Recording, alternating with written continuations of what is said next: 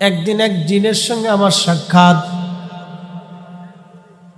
জিনের সঙ্গে ওনার নাম ছিল গোলাম সামদানি।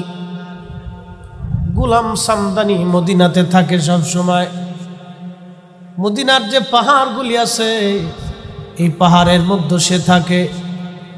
আর রাত্রিবেলা হলে রওজা মোবারকের পাশে চলে যায়।